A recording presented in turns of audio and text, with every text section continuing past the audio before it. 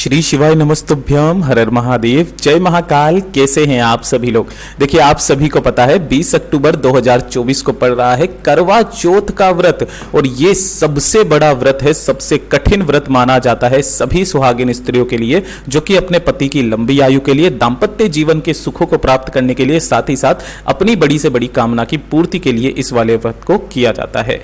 इस वाले व्रत का पालन ना सिर्फ अपने पति की आयु लंबी, साथ ही साथ अपने दाम्पत्य जीवन में सुख की प्राप्ति के लिए जितनी भी सुहागिन स्त्रियां होती है वो इस कठिन व्रत का पालन साल में पड़ने वाली कार्तिक मास के कृष्ण पक्ष की चतुर्थी को यानी कि करवा चौथ के दिन करती हैं।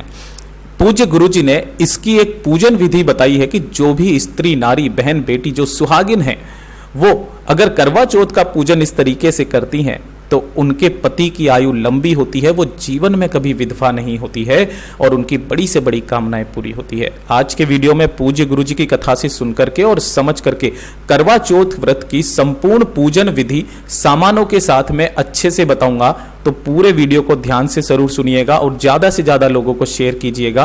परंतु उससे पहले आप सबसे एक छोटी सी प्रार्थना, जो लोग पहली बार आए हैं चैनल को सब्सक्राइब जरूर कीजिएगा और वीडियो को लाइक करके देव आदिदेव महादेव का कोई सा भी प्यारा नाम कमेंट बॉक्स में लिखना मत भूलिएगा। सबसे पहले मैं आपको एक चीज बहुत बढ़िया बताना चाहता हूं कि मैंने कल ही एक कमेंट देखा जिसमें एक बहन का कमेंट आया था कि वो 1 साल से इस चैनल पर जो भी मैं उपाय बताता हूं महादेव जी के, जो कि शिव महापुराण के उपाय पूज्य गुरु जी की कथा से सुन करके उन्होंने कितनी अच्छी लाइन लिखी। ऐसे बहुत सारे लोगों के कमेंट आए, लेकिन अब मुझे पता नहीं है कि वो कौन से वीडियो में कहां पर कमेंट है, क्योंकि लगभग नहीं तो 1600-1700 वीडियो डाल चुका हूं, वरना मैं आपको सब कुछ बता था। ये एकदम मेरी आंखों के सामने आ गया कि 1 साल से आपके सभी उपाय कर रही हूं, मेरी लाइफ में बदलाव आया है। आपको दिल से धन्यवाद सर, आपकी हर बात सच होती है यदि करने वाले का मन सही हो। हर हर महादेव। तो इसमें मेरा कुछ नहीं है, इसमें महादेव का हाथ है, साथ ही साथ पूज्य गुरु जी की कृपा है कि वो हमें इतने अच्छे उपाय बताते हैं जिससे हम हमारे जीवन को बिल्कुल सरल स्वभाव से जीते हैं, हमारे जीवन के जितने कष्ट होते हैं वो दूर होते हैं, और अगर मन सच्चा हो तो वाकई में आपके जीवन में निश्चित रूप से बदलाव आता है। ये इतना अद्भुत सा जो कमेंट आया ना, ये सुनकर के एकदम से दिल भी खुश होता है कि हाँ चलो किसी का तो कुछ अच्छा हो रहा है। कोशिश करना आप भी कुछ अच्छा करें। पूरे वीडियो को देख करके ज्यादा से ज्यादा शेयर जरूर कीजिएगा। सबसे पहले तो हम लोग करवा चौथ के व्रत का जो भी पूजन का जो समय है उसके बारे में बात करते हैं। करवा चौथ के दिन जो पूजा के लिए आपको समय मिला है वो मिला है 1 घंटा 16 मिनट का समय, है ना। और इस 1 घंटे 16 मिनट के समय में ही आपको पूजन करना है, व्रत कथा सुननी है ना, पढ़नी है, और उसके बाद में आपको करवा माता का पूजन करना है। कितनी बजे से कितनी बजे तक? शाम को 5:46 से लेकर के 7:02 तक इसकी पूजा आप कर सकती हैं। इस चीज का ध्यान दीजिएगा। साथ ही साथ शाम में 7:58 के बाद में क्या होने वाला है? चंद्रोदय होने वाला है, चंद्र राइज होने वाला है, तो वहां पर आपको चंद्रमा जी को अर्घ देना होता है। अब अलग अलग जो जैसे शहर होते हैं वहां पर अलग अलग हो सकता है। जैसे कि मैंने इंटरनेट से निकालने की कोशिश की सारे के सारे डेटा को, तो वहां से पता चला दिल्ली के अंदर इतना है ना 7:53, नोएडा में 7:52 पर, है ना, मुंबई में थोड़ा सा लेट निकलेगा 8:36 पर। तो आप अपने हिसाब से नोट करके रख लीजिएगा, एकदम एक्यूरेट तो नहीं हो सकता, 2-5 मिनट ऊपर नीचे हो सकता है, ठीक है। इससे क्या होता है कि अपने आप को मन में शांति मिल जाती है कि हाँ उतनी बजे तक हमें क्या करना है, उस व्रत का पालन करना है, ठीक है। अब बात करते हैं पूजन विधि किस तरीके से करनी है। तो जिस जगह पर भी जितनी भी स्त्रियां, माताएं, बहनें इस व्रत का पालन कर रही हैं, सुबह उठकर ब्रह्म मुहूर्त में उन्होंने संकल्प ले लिया होगा। संकल्प किस तरीके से लेते हैं? सुबह उठकर स्नान करके अपने दाहिने हाथ में थोड़े से चावल, दूर्वा और एक फूल रख करके करवा माता जी से कामना करके अपने घर के मंदिर में कहीं पर भी आपको उन्हें रख देना है, संकल्प लेकर के कि मैं इस व्रत को संकल्प कर रही हूं, हे मेरी माता मेरी कामना को पूरा कीजिएगा, मेरे इस व्रत को पूरा करवाइएगा। इतनी सी कामना करके रख देना है। इस तरीके से सिंपली आपको संकल्प जैसे आप लेना चाहो अपने मन से पूरी श्रद्धा के साथ वैसे ले सकते हैं। जिस जगह पर भी आप पूजन करोगे उस जगह पर या तो आप कोई चौकी बिछा लें, उस चौकी के ऊपर कोई सा भी एक लाल कपड़ा बिछा लें, ठीक है। लाल कपड़े को बिछाने के पश्चात सबसे पहले यहां पर आपको थोड़े से गेहूं के दाने रख देने हैं, ठीक है। और गेहूं के दाने रखने के पश्चात आपको इसी के ऊपर माता की जो तस्वीर होती है, किस तरीके की, ये जो करवा चौथ की माता की तस्वीर जो आप हर साल जिस तस्वीर को पूजते हो ना उसी तस्वीर को रखा करें। काफी बार क्या करते हैं ना, आप केवल एक पोस्टर ले आते हैं कि चलो अगले साल कोई दूसरा, एक तस्वीर को मढ़वा करके रख लें, ठीक है, उसी का पूजन किया करें, इसका अलग महत्व होता है, ठीक है। तो उन्हीं जो आपने गेहूं के दाने रखे उन्हीं के ऊपर आपको करवा माता को सबसे पहले स्थापित करवा देना है। स्थापित करवा देने के पश्चात एक प्लेट के अंदर आपको जो मिट्टी का ये जो करवा होता है, अब काफी सारे लोग क्या सोचते हैं ये करवा है, नहीं, ये जो छेद होता है ना इसको करवा बोला जाता है ना। तो इस तरीके का आपको मिट्टी का कलश तो लेना ही लेना है। मैं साथ ही साथ सामान भी बताता चला जाऊंगा और विधि भी बताता चला जाऊंगा। इसी कलश के अंदर अब आपको भरना होगा जल, ठीक है, पूरा इसे जल से भर देना। और जल से भर देने के पश्चात आपको क्या करना है, इसके मुख पर थोड़ा सा जो कलावा वगैरह होता है, कितनी बार, एक बार लपेट दो, 7 बार लपेट दो, 11 बार लपेट दो, इस तरीके से आपको इसके ऊपर इस तरीके से कलावा मुख पर लपेट देना है। कलावा मुख पर लपेटने के पश्चात आपको क्या करना है, इसका मुख वापस से इस तरीके से ढक देना है, जो भी इसके साथ में ढक्कन आया हुआ रहे, ठीक है। अब इस ढक्कन को भी खाली नहीं रखना है, वो भी मैं आगे चल करके बता दूंगा।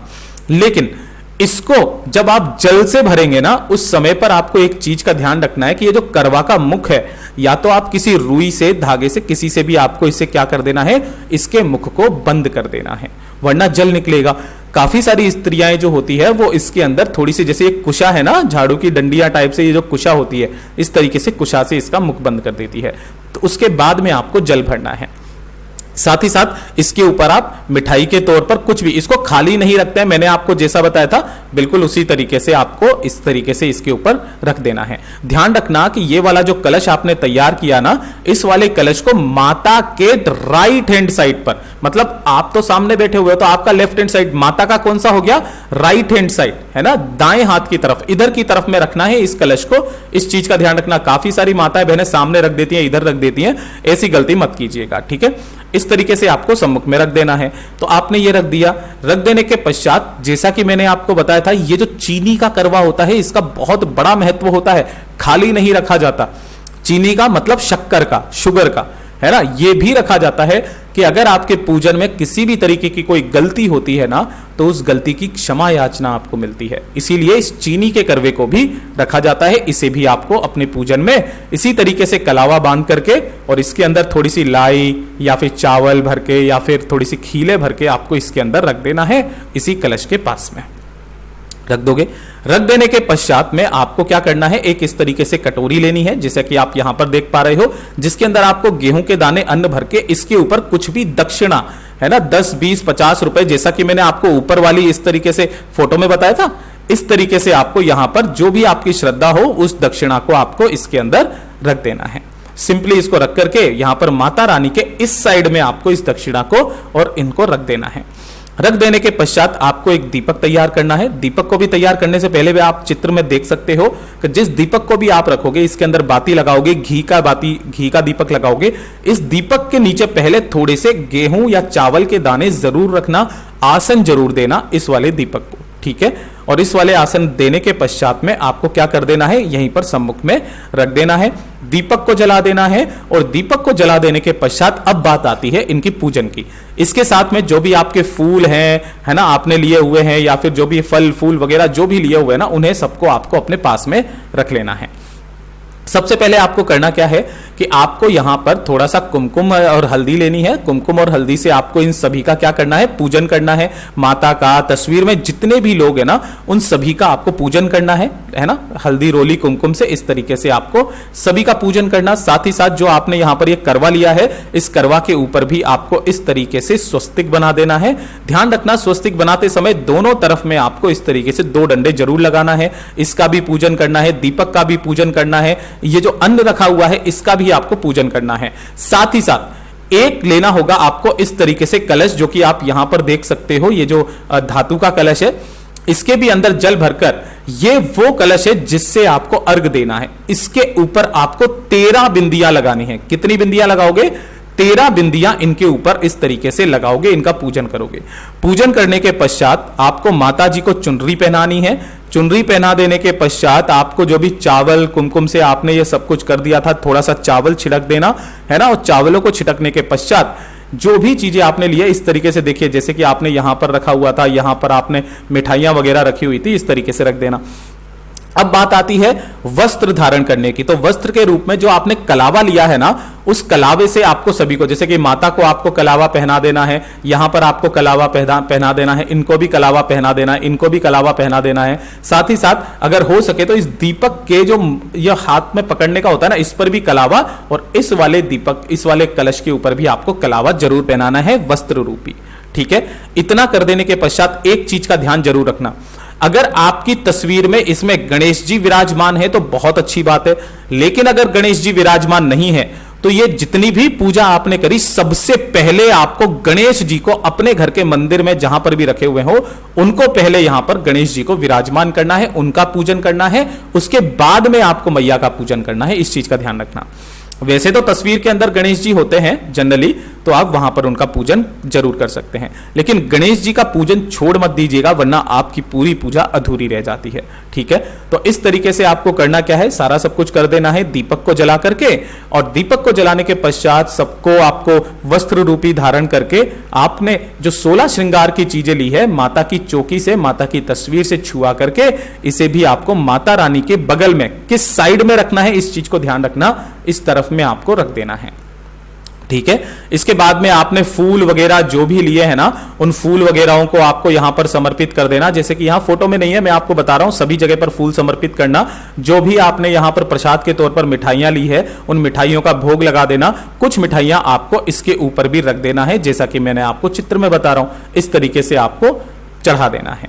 चढ़ा दिया, सब कुछ पूजन हो गया, भोग चढ़ा दिया, सब कुछ कर दिया। उसके बाद में आपने जो यहां पर इस तरीके से मिनसने के लिए है ना, देने के लिए, जो अभी आप अपनी सास को देती हो है ना, जो भी आपसे बड़ी होती हैं उनको जो आप देती हो, उनका जो पूरा श्रृंगार का सामान है ना, जैसे साड़ी हो गई है, या फिर 5 वस्त्र दिए जाते हैं, 5 वस्त्रों को ले लीजिए, 5 चीजें जो आपने ली है, जैसे कि एक साड़ी ले ली है ना, इस तरीके से, या फिर आपने चूड़ी का सेट ले लिया। काफी सारी स्त्रियां 11 चीजें लेती हैं है ना, तो वो भी आप ले सकते हैं। इस तरीके से रख करके माता रानी से छुआ करके आपको इन्हें भी यहीं पर पास में ही रख देना है। रख देने के पश्चात आपको माता रानी से विनती करनी है, कामना करनी है, और कामना करने के पश्चात अपने दाहिने हाथ के अंदर आपको 13 दाने गेहूं के, कितने, कम से कम 13 दाने होने चाहिए। वैसे तो 13 दाने गेहूं के लेना, थोड़े से दाने ले लेना। इसमें आपको थोड़ा सा दूर्वा रखनी है, 1 से 2, और एक फूल आपको अपने दाहिने हाथ में रखना है। रखने के पश्चात आपको करवा चौथ व्रत की जो भी कथा होती है, उस कथा को सुनना है। कथा को सुनने के पश्चात अब जो मेन काम है ना, उस चीज को ध्यान से सुनिएगा। कथा को सुनने के पश्चात जो आपके दाहिने हाथ में एक फूल और दुर्वा है, उसे तो आपको यहां पर सामने ही समर्पित कर देना है।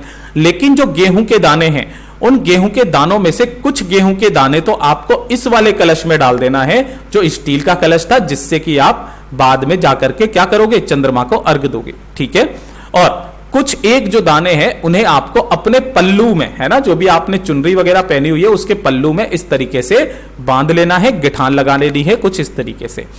गिठान लगा देने के पश्चात इसी गिठान को आपको क्या करना है, जो कलश का जल है उस जल में भिगो करके माता रानी के ऊपर से घड़ी की सुई की दिशा में 3 बार घुमाना है। 3 बार घुमाने का, इसको बोला जाता है मिनसना, है ना, इस तरीके से मिनसना कहा जाता है, मनसा जाता है। इसका बहुत बड़ा फल आपको मिलता है। और उसके बाद में अपने दोनों हाथों को जोड़ करके आपको माता रानी से प्रार्थना करनी है। अगर पूजन में कोई गलती हो गई उसकी क्षमा याचना करनी है। और साथ ही साथ अगला वीडियो जो लेकर के आऊंगा कि जो आपने इस चुनरी के अंदर गेहूं के दानों को डाला हुआ था, इसका आपको क्या करना है, तो बाद वाला वीडियो जरूर देखिएगा, 7:30 बजे के करीब में उसे डाल दूंगा, तो जरूर देखिएगा। ठीक है, बस इस तरीके से अपनी जो भी पूजन में आई हुई गलती है उसकी क्षमा याचना करके माता रानी से कामना करके आप वहां से उठ जाइएगा और फिर चंद्रमा निकलने का वेट कीजिएगा। काफी सारी स्त्रियां सूर्य भगवान जी को भी अर्घ देकर के खोल लेती हैं, वैसे चंद्रमा का सबसे बड़ा महत्व होता है, उसका वेट कीजिएगा और वेट करने के पश्चात उन्हें अर्घ दे करके आप अपना व्रत खोल सकते हैं। पूज्य गुरुजी ने जैसा अपनी कथा में बताया वैसा आसान भाषा में आपको बताने का प्रयास किया। वीडियो पसंद आया हो तो लाइक जरूर करना, चैनल को सब्सक्राइब जरूर कीजिएगा।